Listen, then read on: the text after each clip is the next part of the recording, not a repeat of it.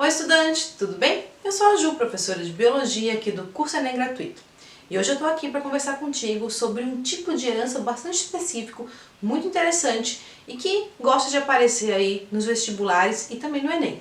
A gente vai falar hoje sobre herança ligada ao cromossomo X. Antes de a gente falar sobre isso, é importante que você conheça bem a primeira e a segunda lei de Mendel e também entenda como que ocorre a definição sexual cromossômica na espécie humana. Para isso você pode ver nossas aulas que vão aparecer aqui no card. Bom, para a gente começar, vamos relembrar um pouquinho aqui sobre os cromossomos humanos. Nossos cromossomos são o quê? São 46 pedaços de DNA, onde estão descritos os nossos genes, os nossos códigos para a produção das características do nosso organismo, para a produção do nosso fenótipo. Bom, o fato é que, quando a gente estuda a primeira e a segunda lei de Mendel, a gente está estudando herança em cromossomos que a gente chama de cromossomos autossomos, ou seja, os cromossomos que não têm relação com o par de cromossomos sexual. Lembrando que, dos 46 cromossomos que nós temos, 44 são autossomos, então você deve imaginar que são muitos genes permeando aí, aparecendo em todos esses cromossomos. Porém, existe o par de cromossomo sexual, que a gente chama de 2 cromossomos alossomos. Esses cromossomos eles estão muito relacionados com a definição das características sexuais dos seres humanos, da característica dos homens e das mulheres. Porém, não é só isso que vai aparecer ali nesses cromossomos, podem ter outros genes relacionados a outras características que não somente sexuais. Porém, como eles estão presentes nesses cromossomos sexuais, o modo como eles são herdados pode ser diferente. Vamos entender por quê. Bom, as mulheres, elas são definidas pelo par de cromossomos que a gente chama de XX. Esse cromossomo XX, né, esses 2 cromossomos, como eles são ambos X, eles vão ter o mesmo tamanho, o mesmo formato e vão conter genes para as mesmas informações. Esses cromossomos a gente chama de cromossomos homólogos, são muito parecidos entre si, quase idênticos. A diferença é que as informações que eles carregam podem ser diferentes, já que um dos cromossomos veio do pai e o outro veio da mãe. Porém, eles estão falando sobre o mesmo assunto, beleza? Agora, os homens, eles são definidos pelo par sexual XY, ou seja, eles têm um cromossomo X e um cromossomo Y. E esses cromossomos é o único caso na espécie humana, em seres humanos típicos, que vão ter tamanhos diferentes. Então, o tamanho e o formato desses cromossomos é bem diferente um do outro. O cromossomo X é um cromossomo grandão, enquanto que o cromossomo Y é pequenininho. Então, consequentemente, eu vou ter aqui o que a gente chama de região homóloga e região não homóloga. A parte de baixo desses cromossomos é uma região muito parecida, de tamanho e formato diferente, de tamanho e formato parecido, que a gente chama de região homóloga dos cromossomos X e Y. Entretanto, a parte de cima, no X, ela é maior do que no Y, e a gente chama essa região de não homóloga.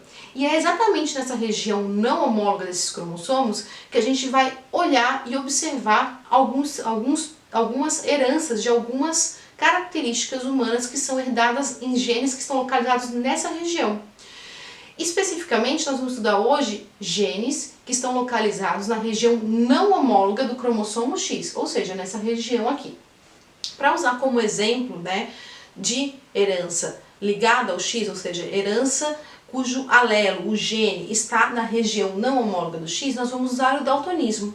O daltonismo é uma característica genética que faz com que as pessoas portadoras dessa característica não consigam perceber cores tipicamente como as demais pessoas. O tipo mais comum, por exemplo, a pessoa vai confundir verde com vermelho. Isso se deve a uma alteração nas células que percebem as cores nos nossos olhos, que a gente chama de cores, certo? Bom, o fato é que a característica daltonismo ela é condicionada por um gene recessivo, que a gente chama de XDzinho. Veja, a gente coloca o X aqui para ressaltar que ele está ligado, esse alelo, à região não homóloga do cromossomo X. Então, o gene recessivo, o alelo recessivo, XDzinho, vai causar a visão daltônica, enquanto que o alelo dominante, XDzão, causa a visão típica. Então, o que acontece? Se eu estou falando de gene dominante e recessivo, quando estou falando em cromossomos autossomos, ou seja, aqueles cromossomos que não são sexuais, Para eu ter a expressão de um gene recessivo, eu preciso que ele esteja em homozigose, ou seja, eu preciso ter, por exemplo, no albinismo, eu preciso ter o gene azinho, que condiciona o albinismo, que é recessivo, para que a pessoa seja albina, certo? E quando eu tenho o gene dominante, o alelo dominante, como no albinismo, azão, eu posso ser tanto homozigota quanto heterozigota. Então eu posso ser azão, azinho ou azão, azão, que eu vou ter a característica de coloração de pele típica, beleza? Só que aqui acontece de maneira diferente.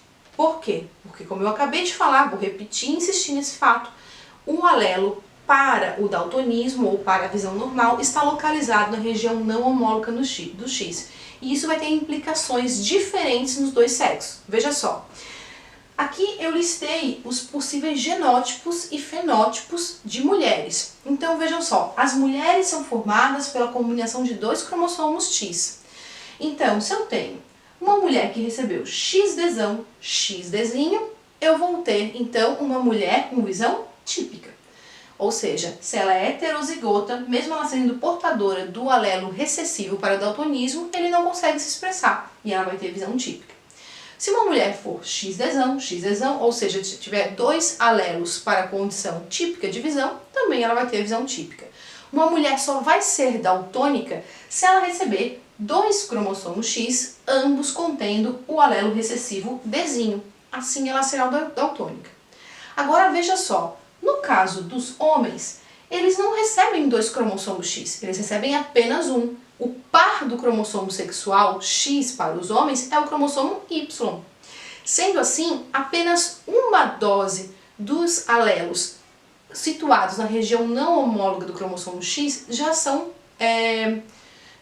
suficientes para gerar aquela característica que ele condiciona. Então veja só, se um homem tiver recebido o cromossomo XDzão e o cromossomo Y, ele vai ter uma visão típica, porque ele tem apenas um alelo para a visão típica, vai produzir visão típica.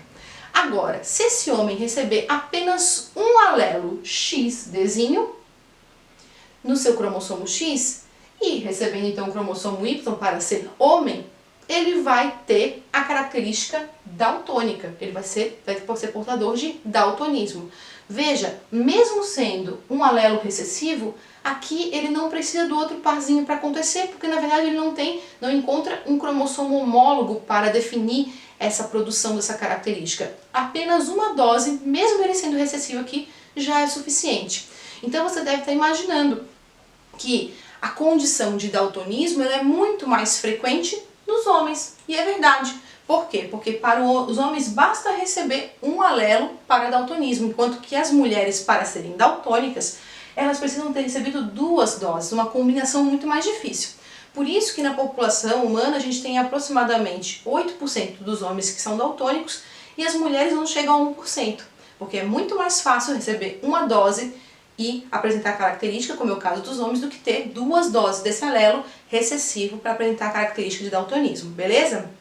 Agora, você deve estar pensando, tá, mas então como que essa característica é herdada? Bom, olha só, se eu tenho um homem, ele tem que ter um cromossomo X e um cromossomo Y.